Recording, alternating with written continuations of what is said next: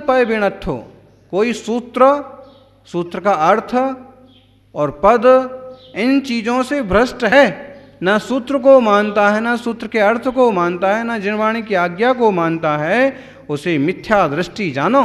उसकी दृष्टि खोटी है, उसकी सोच खोटी है और नेगेटिव थिंकिंग वाला व्यक्ति है।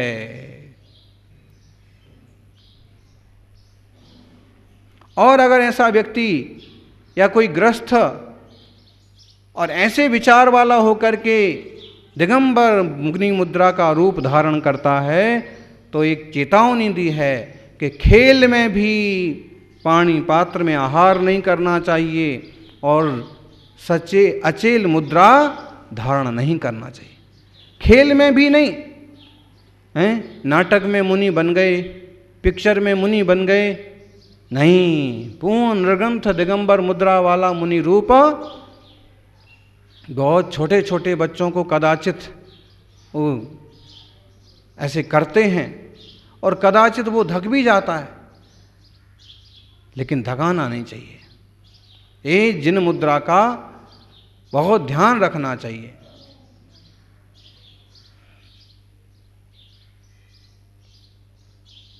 खेल में भी खड़े होके हाथ में आहार कर रहे हैं, खेल खेल में भी नहीं। और यूं मुद्रा धारण की खेल खेल में भी ऐसा नहीं करना। करना है तो सचमुच में करना।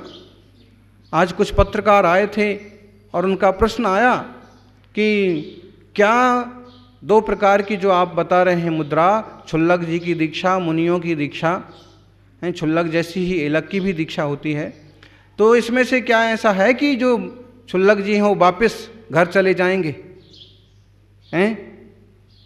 तो फिर उनको उत्तर दिया गया कि क्षुल्लक तो छोड़ो, इस मार्ग पर आने वाला हर व्यक्ति, चाहे उसने सादा ब्रह्मचर्य व्रत लिया हो कि चाहे सादा रात्रि भोजन आजीवन त्याग किया हो, वह भी कभी तोड़ता नहीं, छोड़ता नहीं, उससे भी रिटर्न नहीं होता है। ये तो प्राण जाए पर वचन ना जाई, ऐसे वाले लोगों का मार्ग है। ढेले ढाले का नहीं है कि आज बन गए, जब तक चला सो चला, ना चला सो चला। ऐसा काम नहीं है। यहाँ तो सादे संघ में प्रवेश लेने वाले ब्रह्मचारी ब्रह्मचारिणी भी, छोटे छोटे त्यागी भी इतने पक्के परिपक्व होते हैं कि उन्हें संसार की चीजें लुभा नहीं पाती। और तत्व ज्ञान के बल में बड़ी शक्ति है। तोसी जी, मामा जी और भांजा जी, तत्व ज्ञान में बड़ी शक्ति है। जब वो जिनवाणी का बारंबार अभ्यास करता है, 12 भावना का बारंबार चिंतन मनन करता है, तो फिर उसे संसार की भावना नहीं आती, संसार के विषय भोगों की कामना इच्छा नहीं होती है। उसे केवल आत्मशुद्धि का पुरुषार्थ। खेड़े विन कायब्बम पाणी पत्तम सचेलस। खेल खेल में एक ब्रह्म गुलाल मुनिराज की कथा आती है। खेल खेल में मुनि व्रत धारा, खेल खेल में रूप सजाया जिन मद की मुद्राधारी। ब्रह्म गुलाल श्री मुनिवर की कथा सुनो अचरजकारी। फिरोजाबाद तरफ एक ऐसे श्रावक का परिवार था और उसमें एक ऐसे युवक श्रावक थे कि जिन्हें शौक था। ये 18वीं शताब्दी की बात है, मतलब आज से 200-250 साल पहले की घटना। तो उन श्रावक को, उस युवक को शौक था रूप धारण करना। अपने संग में भी आते हैं ऐसे 2-4 छोकरे, तरह तरह का रूप धारण करेंगे, यूं टोपी लगाएंगे, यूं शॉल ओढ़ेंगे, यूं मूछ रखेंगे, यूं कोट पहन के आएंगे, यूं सज संवर करके। और युवा अवस्था में होता है, बड़े बड़े यूं बाल और बढ़िया बाबा जी बन करके आ जाएंगे। युवा अवस्था में तरह तरह की भावनाएं होती हैं। और फिर उसमें कोई धन पैसा और हो तो फिर उसको साकार करने का भी लेकिन ऐसा करने वाले युवाओं को हम बहुत बुरा नहीं मानते, उनको बहुत बुरा मानते हैं कि जो गंदा खान पान में अपना जीवन खराब करते हैं, अपने परिवार का नाम खराब करते हैं।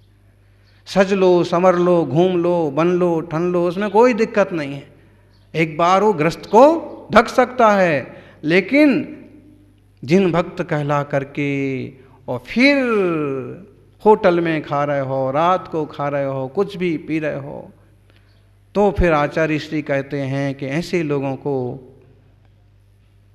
कैसे क्षमा किया जाए, इतना कीमती जीवन ऐसे कैसे खराब कर सकते हैं। तो उनको भी शौक था बढ़िया बहुरूपिया बनने का। क्या शौक था? बहुरूपिया, तरह तरह के रूप धारण करना, दोस्तों के बीच में, समाज के बीच में नया नया रूप धारण करना। और यहाँ तक कि राजा को भी उनकी कला की खबर मालूम पड़ी तो राजा भी बड़े इम्प्रेस्ड हुए हो। यहाँ तक बात हो गई कि मंत्री ने कहा, राजा ने जब प्रशंसा की कि भाई एक जैनी का लड़का है और ऐसे कलाकार है कि कभी शिव का रूप बना के निकल जाता है तो कभी विष्णु का रूप बना के निकलता है और कभी राम का रूप बना लेता है, तो यूं सारा गांव देखता रह जाता है। ऐसे अभी है ना ऐसे कलाकार करने वाले, नाटक करने वाले, ऐसा एक शौक था उनको, अच्छे घर के थे। लेकिन एक होता है एक कला। तो मंत्री ने जब प्रशंसा सुनी तो उसने राजा को कहा कि आप बहुत प्रशंसा कर रहे हो, तब जाने जब वो शेर का रूप धारण करके आ जाए और हमें मालूम ना पड़े और हम ना डरें। राजा ने उसको बुलाया कि तुम, उसने कहा महाराज ऐसी आज्ञा मत दीजिए, क्योंकि शेर तो शेर होता है, शेर को देख करके आप ना डरें, आप डर भी जाएंगे, लेकिन शेर ने अगर कोई आक्रमण कर दिया तो कोई मर भी जाएगा। दिल का साफ और पक्का आदमी था, कोई मर भी जाएगा। राजा ने भी मस्खरी में कह दिया कि मर जाएगा तो उसने कहा कि अगर कोई मर जाएगा तो फिर मेरे लिए सजा माफ हो। मंत्री ने भी राजा को चढ़ा दिया, राजा ने भी हाँ कह दिया। हुआ यूं कि 2-4 दिन में उसने ऐसा रूप बनाया, शेर का रूप। कैसे बनाया होगा आप कल्पना करो कि शेर का रूप बनाया, और जब जहां से भी निकला लोग घबरा गए। सभा में पहुंच गए तो सभासद भाग खड़े हुए, लेकिन मंत्री को थोड़ा मालूम था। एक बार तो राजा भी हक्का बक्का रह गया। फिर मंत्री ने इशारा किया कि ब्रह्म गुलाल है, शांति से बैठो, ये कोई सच्चा का शेर नहीं है। ब्रह्म गुलाल नाम था उनका। हुआ क्या, राजकुमार भी बाजू में ही बैठा था, तो शेर आया और गुर्रा करके यूं बैठ गया शेर राजा के सामने। राजा बड़े खुश हुए कि हाँ, लेकिन मंत्री से नहीं रहा गया। उसने एक ताना कसा, ये शेर है कि कुत्ता? कुत्ता बैठता है ऐसे, तो शेर तो आक्रमण करता है।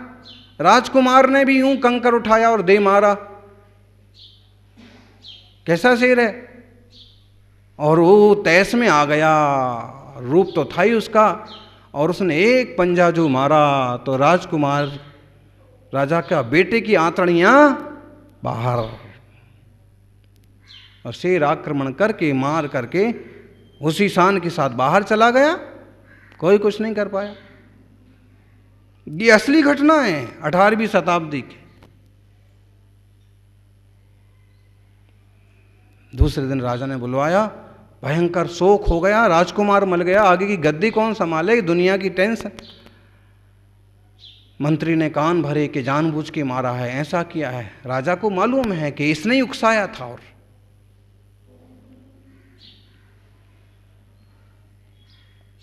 मंत्री के कहने पर कि आप इसको सजा दें, तो राजा ने कहा सजा तो माफ कर चुका हूं सभा के सामने, तो इसको कहें कि ऐसा कुछ करे कि आपको संतोष हो, शांति हो, और यदि आपको संतोष ना कर पाए तो फिर इसे दंड दें।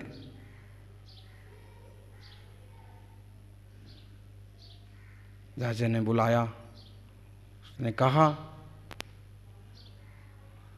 अपराध हुआ, लेकिन मैं ऐसा करने वाला नहीं था, मैं अहिंसक, लेकिन मेरे को उकसाया और उस समय जो जिस मुद्रा में मैं था मेरे से हो गया। राजा ने कहा जो हुआ, लेकिन जब तक मेरी आत्मा को शांति ना हो, मेरा एक वियोग का दुख कम ना हो, मैं तुम्हें कैसे माफ कर सकता हूं? तुम्हारी सजा तो माफ कर सकता हूं, लेकिन तुम्हें ऐसा करो कि तुम मुनि बन करके, तपस्वी बन करके और मुझे उपदेश दो। ऐसा होता है, बेटा चला जाए, कोई बुजुर्ग, कोई विशिष्ट व्यक्ति गुजर जाए तो महीनों तक लदा रहता है उसका दुख बोझ, लेकिन उसको लादने से क्या फायदा है बताइए? जाने वाला गया, थोड़ा धैर्य से, थोड़ा शांति से काम लो। तो इतना मंगलकारी उपदेश हुआ कि राजा की मुद्रा ही बदल गई, चरणों में पड़ गए। फिर वही मंत्री ने सुझाया कि महाराज किसके चरणों में पड़ रहे? ये तो बहिरूपिया, ये तो कलाकार, आर्टिस्ट ब्रह्म गुलाल है। राजा ने कहा कि जो भी हो, लेकिन जैसे परम वीतरागी मुनि का उपदेश होता है वैसे ही उपदेश दे करके इनने मेरा मन साफ कर दिया। अब ये मालूम पड़ गया तो तुरंत 1000 स्वर्ण मुद्राएं मंगाई और कहा हे महाराज, हे स्वामी, अभी तो हे स्वामी हे महाराज कह रहे थे, अब लो ब्रह्म गुलाल तुम्हारी कला का पुरस्कार 1000 स्वर्ण मुद्रा। तो ब्रह्म गुलाल ने कहा महाराज अब स्वर्ण मुद्रा का कोई काम नहीं, दिगंबर मुद्रा के सामने स्वर्ण मुद्रा कोई चीज नहीं है।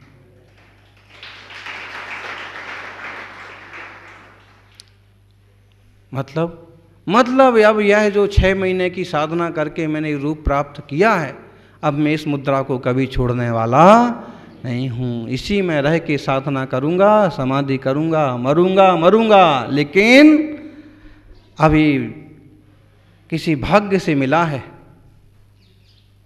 ये व्रत संयम। खेड़े भी न कायबम, खेल में भी उन्होंने दोष नहीं लगाया। धन्य है ऐसा जिनमार्ग, धन्य है ऐसे लोग।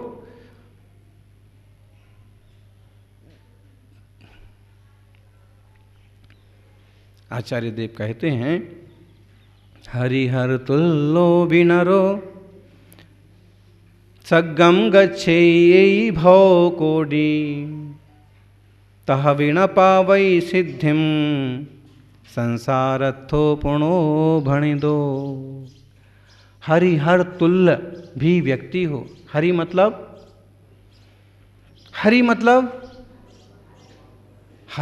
हरी साग भाजी नहीं समझना। हाँ, हरि के ढेर सारे अर्थ होते हैं।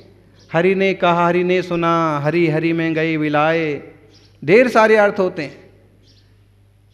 हरि का मतलब सिंह भी होता है, हरि का मतलब सांप भी होता है, हरि का मतलब मेंढक भी होता है, हरि का मतलब बंदर भी होता है, हरि का मतलब विष्णु भी होता है, हरि का मतलब कृष्ण भी होता है, हरि का मतलब भगवान भी होता है, हरि का मतलब हरी साग भाजी तोरई तो होता ही है। तो हरि का मतलब यहाँ विष्णु जैसी रिद्धि, कृष्ण जैसी रिद्धि सिद्धि किसी के पास हो, हर शंकर जी जैसी रिद्धि सिद्धि ताकत जहर को भी सहन करने की शक्ति किसी के पास हो, ऐसा व्यक्ति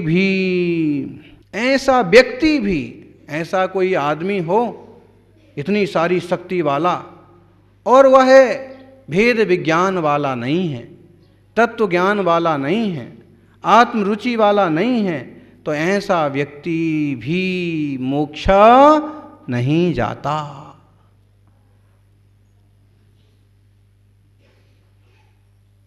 संसार में ही रहता है। बड़ी बड़ी रिद्धि वाले लोग हैं, राजा हैं, सम्राट हैं, बादशाह हैं, ढेरों लोग हैं। आज देख लो, हैं आज देश में दुनिया में 5वें नंबर का धनपति कौन है? हैं अंबानी। टाटा बिरला को भी पीछे छोड़ दिया। अच्छा, इतनी बड़ी संपत्ति वाले का आत्मा कहीं जाने की गारंटी है? कहाँ जाएगा? जाएगा ही। धीरू भाई का गया है तो कभी इनका भी जाएगा। 5 साल, 50 साल, 100 साल, कहाँ जाएगा? कितना संपत्तिवान हो, कितना धनवान व्यक्ति हो, उसकी गति सुगति उसके परिणामों से होगी, उसके भावों से होगी, उसकी निर्मलता से होगी। और कितना ही कम पैसे वाला हो। इसलिए तो महावीर स्वामी ने ये नहीं अमीर गरीब संप्रदाय जातिवाद इसको बहुत ज़्यादा तवज्जो नहीं दी। उनने कहा सब में आत्मा है और हर एक व्यक्ति नीचे से उठ करके सिद्ध दशा तक जा सकता है। ये नहीं सोचना कि मैं तो ऐसे गलती की है, मैं तो बहुत गुस्सैल रहा हूँ, मैंने तो रात दिन खाया पिया है, ऐसे नहीं। कभी कभी पश्चाताप होता है। कभी कभी एक मुनि महाराज है ना, वो भी बोले मेरी जिंदगी 50 साल ऐसे ही गृहस्थी में चली गई, अगर आप पहले ही मिल गए होते तो मैं अपना जीवन ऐसे खराब।